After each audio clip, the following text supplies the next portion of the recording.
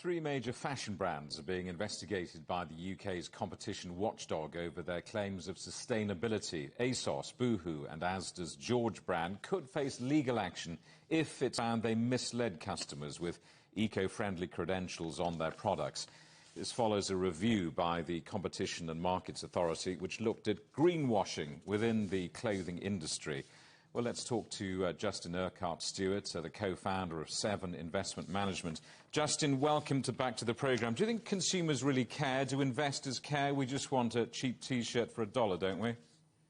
There's the difference.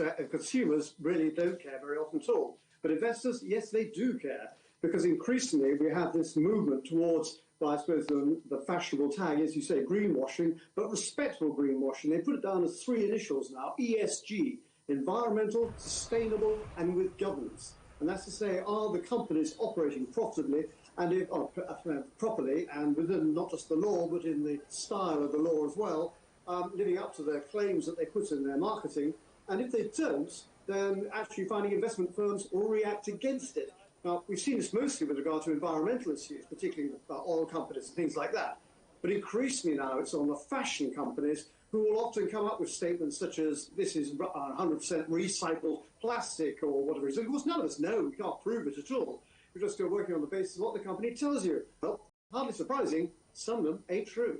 And do you think it's just the fashion industry, the fashion sector that's being nailed at the moment, or is this across the board? They'll take it in turns, no doubt. They'll find other areas. Certainly my own interest in terms of financial services is appalling at it in terms of what's the sound of telling the truth. Really rather difficult, I think, for that industry. How much do they charge and how much value do they actually provide? There are good people and there are bad people. There's a regulator there to make sure they're brought to justice, but not always very effectively. But no, this is going to actually eventually be across the board, not just in companies in Europe or the UK, but internationally as well. Why? Well, because actually there are an increasing number of pension funds who say that they will only invest in these sort of businesses. Mind you, there is an issue here. If you're going to put yourself up as a saintly investor doing everything correct, you've still got to make sure you make good returns to your clients. So here's the issue. Do you make more money out of sin companies, say like oil companies and tobacco companies, or can you make money out of the good guys who are doing things properly? And actually, history tells us that most of the time, investing properly and respectably actually normally wins out. The trouble is, what you regard as something which is ethical may be actually something deeply unpleasant to somebody else. So it varies unless you can have a proper standard. What do you think will happen to these companies if indeed they are found to have used misleading eco-credentials? Well, a couple of things to be done is, A, exactly what we're doing now, which is making sure they've got some publicity waving above them, saying that actually these people aren't necessarily telling the truth, or more point, go and check to see if they're telling the truth.